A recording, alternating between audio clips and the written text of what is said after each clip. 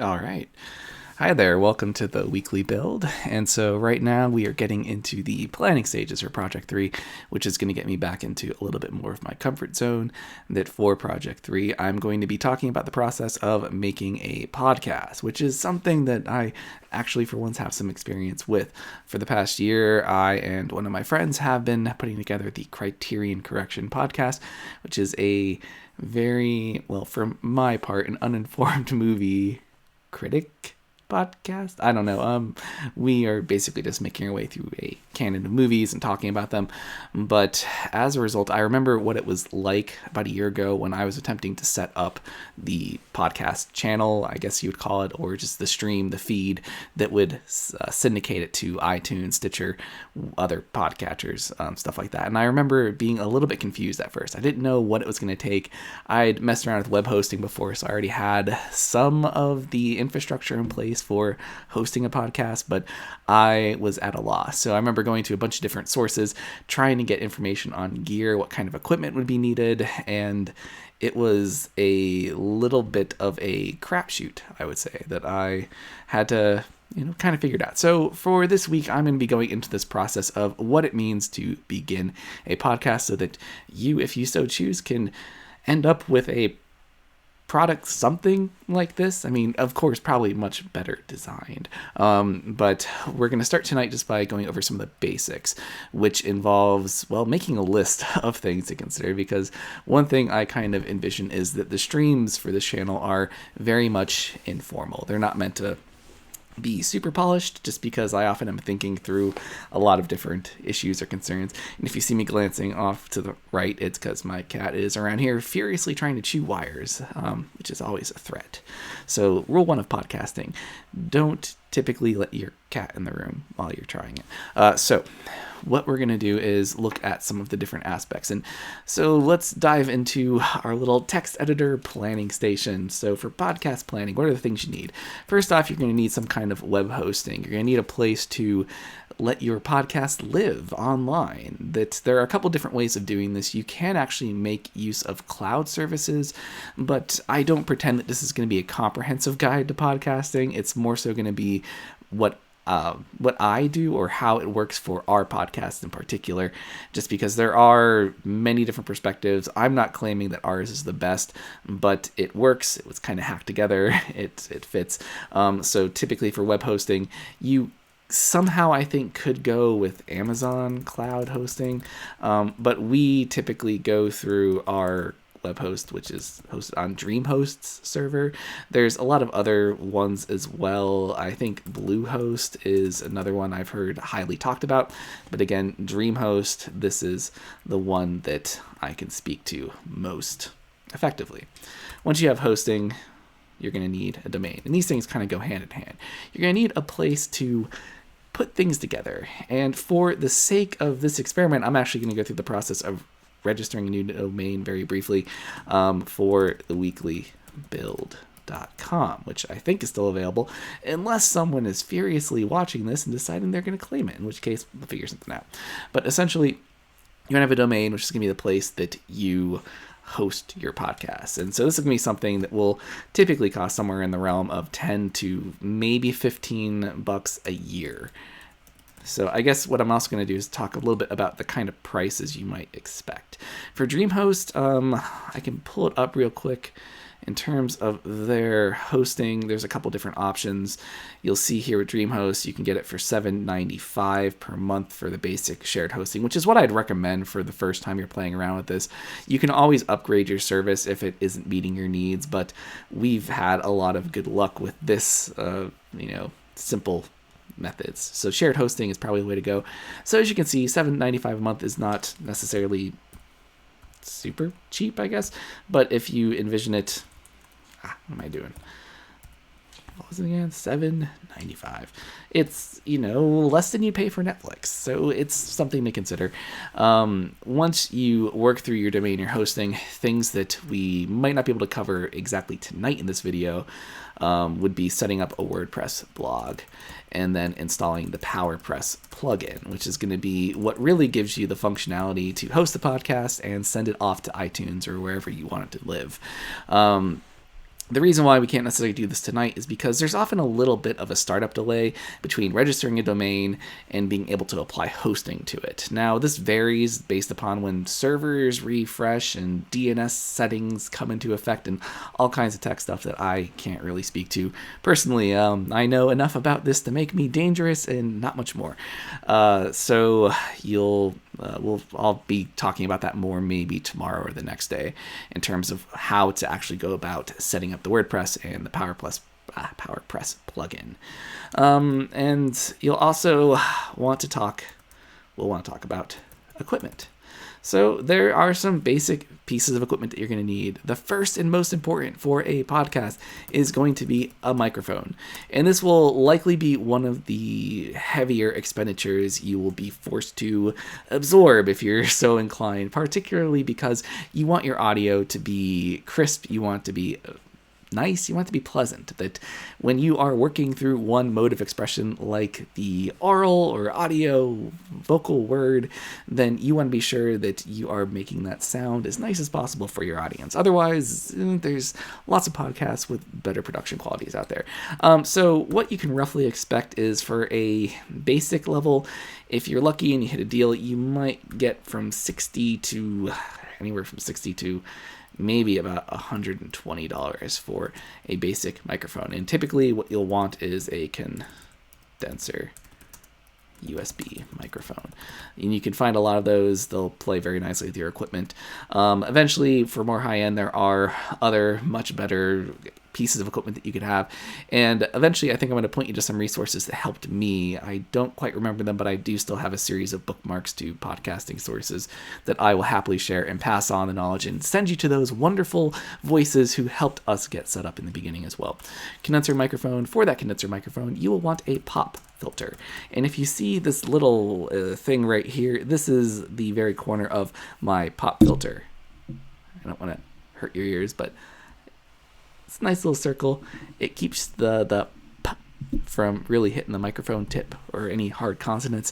And it's very cheap, but it makes a big difference. In some cases, there's shock absorbers for microphones. I had been using one, but am not currently.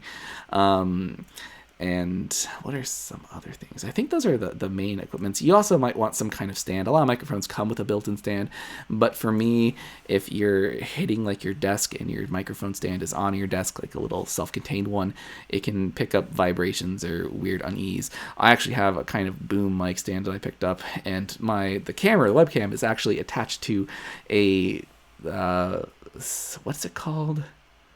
Like a swinging arm. It's a swinging arm microphone stand that I used to use for this, that attaches to a desk and just kind of can be positioned all over the place. Instead, I have a free floating mic boom stand here just because I tend to do different kinds of recording now on top of podcasting. So a mic stand, optional. So I'll show you a little bit of our equipment setup shortly when we go back over to that. So let me think, what else? So you got hosting, you got domain, got the WordPress blog, PowerPress plugin, equipment. Eventually we'll talk about how to actually go setting up your RSS feed / the podcast feed. And so this is what you would have to actually send your podcast off to things like iTunes and Stitcher, Google Play Music. Those are the main sources for podcasts at this point. So that's where you will likely want your podcast to appear. Now, we're not going to go as much into the marketing aspect of it, but I'll try and show you a little bit of how to get things set up so that you can send your podcast account through a service and have it distributed to your wonderful viewers. From there, there's also with PowerPress, there's the option of setting up statistics through a service. We use Blueberry, which is actually the, entity that creates the PowerPress plugin for WordPress. And it's been pretty good. You can get free statistics through it, and that is fairly simple to set up. So let's move over and see how I can begin this process. All right, so back over to hosting. So DreamHost.com is our web host. I'm not being what is it? This is not an endorsement or a paid endorsement. I mean, I wish that this channel was at the point where it could be doing endorsements, but really this is again just what we tend to use. So DreamHost has worked for us for the past year. I've used them for other web hosting projects for even longer than that, and I can't say I've ever really had a problem with them. I think maybe once the whole system went down, but it was very unusual and did not cause any real disruptions, but I think that's true of most web host services. You can do research. A lot of them are going to function in the same way. What's nice about DreamHost, and I think a lot of services actually offer this now, is that they've got a one-click WordPress installation feature. I know that GoDaddy, yes, we used the GoDaddy hosting at one point, not something I'd recommend actually. But with DreamHost, they also have one-click setup so that you can get things up and running without having to have a whole lot of technical knowledge. So you'll see here in the hosting, I'm going to move over to the domain tab. So you can search for domain names, and basically this is a fun thing. So if for us, we have CriterionCorrection.com as our domain name for this. And typically you might have something like Your Name Podcast or the Name of Your Show Podcast.com, something of that sort. I was playing around a few days ago, and I was shocked at the time that huzzah, it is available. It is $10.95, and I am not thinking this is going to necessarily be a dedicated podcast site because the Weekly Build is much more video oriented, but I did want to register this just to have a site eventually, which could be another one of the projects down in the future. So we are going to actually take this and we're going to claim that site. So I'm just going to move this over to another screen for a second to go through some of the other information.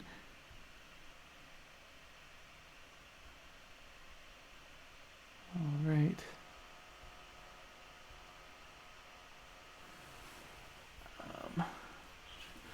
And actually, I think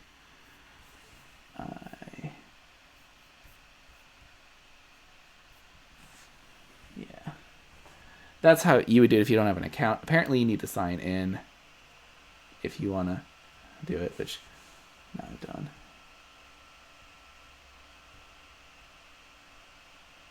So you could theoretically make a DreamHost account in the process of claiming your domain. Then once you have that account, you can add hosting to it, and I guess I can show you in a day or two how to actually link your hosting that you purchased to the domain, which there's tutorials on DreamHost.com. There's people who'd be willing to help you too with that.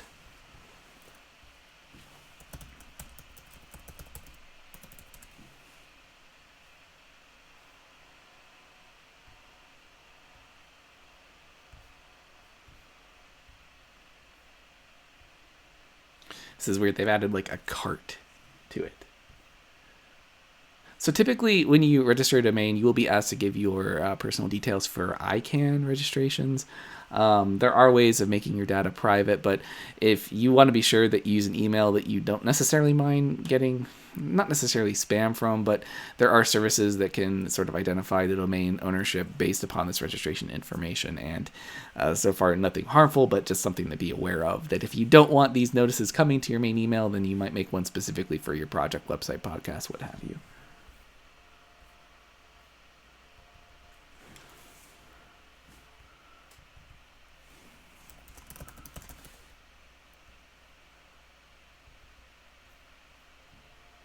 All right. And for me, it still has Tallahassee information in there. Basically, you leave everything default on this stuff.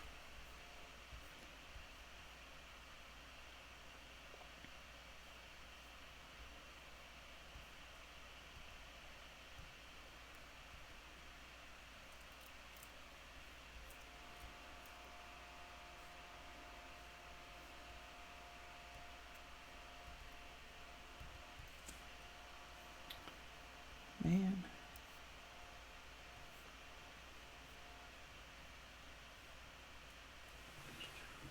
Hold on. Uno momento, por favor.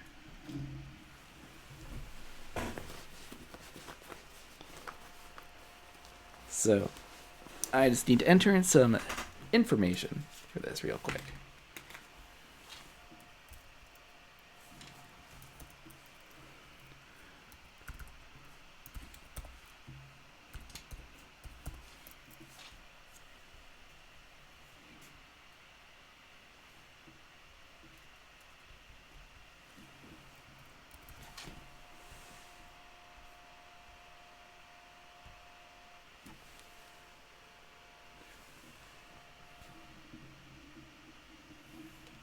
All right, success. We now have a domain, weeklybuild.com. So what happens is eventually you will be given this domain, and see I have a variety of domains here already, and you can add hosting to it. However, as you see here, it will not work for about a day or two. So this is one instance where you need to I guess have a little bit of forethought. You can't just launch a domain and a site immediately upon purchasing it, just because of the way that these different servers work. I found that sometimes it is less than a day. Usually it's a couple hours, and the thing will be ready to populate with whatever hosting you want, and then you can add WordPress installations to it. But again, it could take up to a day. So now that we've done that, the next step is going to be, I guess, for us, talking about equipment, because hosting is going to be your own choice. That again, what you can do is look through different options, and most hosting places are going to have the same sort of domain functions where you can purchase a domain and then add hosting. So shared hosting is probably going to be your best bet until you figure out if this is something that's really going to be awesome. Otherwise, you've got this DreamPress, which $16, $17 a month is a little bit more, so probably not what you want right from the beginning, or not what you need right from the beginning. So in terms of equipment, here are some recommendations. So this is the first microphone I ever used for podcasting. There is a newer version now that actually has a feature that was missing, but you'll see you're going to pay $20 more for that, which is headphone monitoring in the microphone itself. This microphone was fairly trusty. I still actually use it on campus for other projects. It's a perfectly good microphone. It had a few quirks with settings that made it tricky sometimes, that I eventually learned how to finagle it so that the levels would be loud enough to have a good audio take. But I imagine they've probably fixed that with this newer version. So Samson C01U Pro, C01U Pro, or Samson C01U USB microphone. Pretty simple, straightforward. My collaborator, Ed, makes use of the wonderful Blue Snowball USB microphone. So this is pretty much, I'd say, on the low end of what you would expect to pay for a good USB microphone. That it's a cool little piece of equipment. It doesn't have as many bells and whistles. I don't believe it actually has microphone monitoring, but it has some other features in terms of different pickup settings. And so it's a cool looking little microphone that you can still attach to a boom stand if you so desire, and it would work beautifully. And finally, recently I caught a deal on this, the Blue Yeti USB microphone. I think there is a silver version right now that is a little bit less, but occasionally you can find this for a sub $100 deal. Definitely, I think it was much less than that when I ordered it, so you just have to keep your eyes open. The Blackout Edition has been a pretty good deal, but again, it looks like the other versions are also being put on sale. So I don't know, maybe they're getting ready for a new version or something. So you can already see there's a variety, but this microphone is fantastic. I love it. It has, again, so monitoring is, you want to be able to hear your own voice when you're recording, which is why I have headphones on right now. I am monitoring my audio. I can roughly hear what it sounds like through the microphone equipment itself. And this way you can sometimes tell if you're blowing your levels, if your gain is up too high, which honestly mine might be a little too high. I'm not sure. My apologies if it is.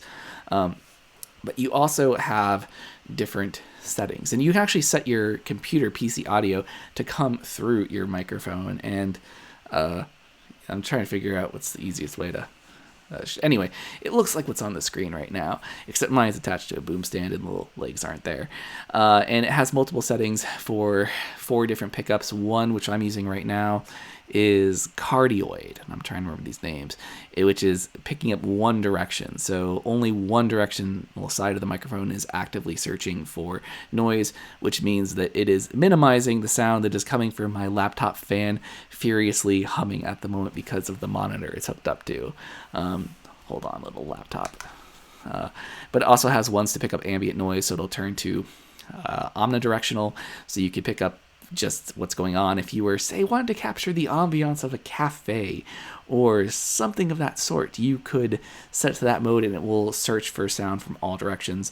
There's a cool 2-way mode, which is kind of like cardioid on both sides. So when I've done a joint podcast with Nicole, my partner, that she would sit on one side of the microphone, I would sit on the other, and we would be able to talk at it sort of in the middle of us, and it would pick up both of us and sort of minimize any sound that's like coming from the top or coming from the bottom or coming from the straight outside or whatever. And finally, there's stereo, which just makes it have stereo pickups, which is cool, I guess, for recording music if you're like having it in a studio recording setting or something of that sort. It does work fairly well for picking up instrumentation, which may be part of a project in the future, but we'll talk about more of that later. As a whole, it's something I recommend, but ultimately you're not going to go wrong with the Snowball either, that it's a fantastic little microphone. And there are other ways of monitoring your audio, which we can talk about when we get to the actual task of putting together a podcast, which I'll be doing shortly. So, well, not in this video, but shortly as in tomorrow. So beyond that, I mentioned a pop filter. So again, for $8, you're going to get something that is pretty important. That they have often shock mounts, so that if your microphone is attached to some kind of stand and you bump it, it will limit the kind of resonance that goes through it. Because if I tap the stand here, you can probably hear that, and it would lessen that. It would be sort of suspended away from other things. But those are a little bit more expensive, and a pop filter is going to be mostly what you need because it's going to just help your consonants not blow the ears of your audience. And finally, this is the microphone stand that I have used, which is actually now been converted into a camera stand because that's where the webcam is positioned. But this is what I originally used. It just attached to the side of a desk. It was convenient because you could position it in front of your face so that you didn't have to have some awkward thing where your computer's over on one side and you're hunched over a little stand someplace else. So this is the basics in terms of the equipment that you would need to get started. And once you get started, then the tricky part is, what are you going to podcast about? What's your idea? What's your content? And the general process of getting comfortable speaking into a microphone, which is something that takes time to develop. I still feel like I'm developing it and trying to cut out filler words like, every time I edit a podcast, it's like, no, you don't know. Yeah. So filler words, aren't they great? So once you have the equipment, the idea is what's going to come next. And that's going to be something I can't really help you on. For us, I was fortunate to have a collaborator who came up with the idea for our podcast. That he was the one that was like, let's look at the Criterion Collection body of films and talk about them.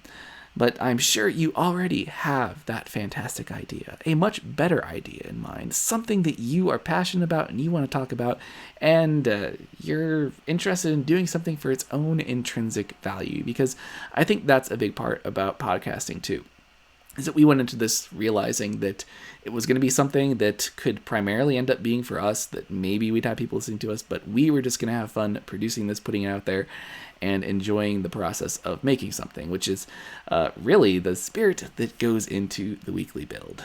So let me pull back up the list.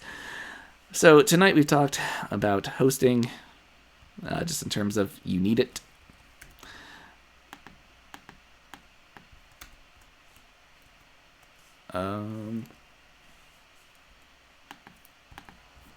Hold on a minute. All right. So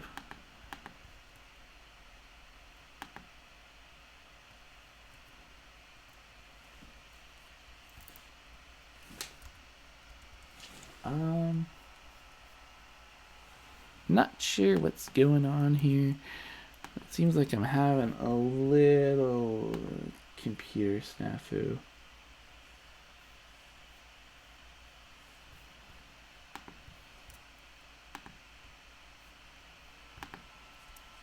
Yeah, I'm not sure.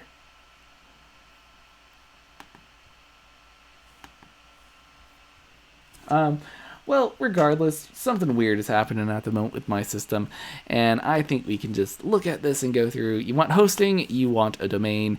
Eventually, tomorrow, hopefully tomorrow, I'll talk about setting up a WordPress blog on your domain, installing the PowerPress plugin, and then setting up an RSS feed. And the idea here is that this is all kind of free form, but I'm going to try and put something a little bit more coherent together for the final weekly project report, which will go through this maybe in a more concise manner, because I know that you likely don't want to hear me ramble for a while on end, but this is kind of how I compose my initial thoughts about it. I hope this has been helpful. If you're considering starting a podcast, feel free to let me know in the comments if there's anything else you'd like me to cover or talk about.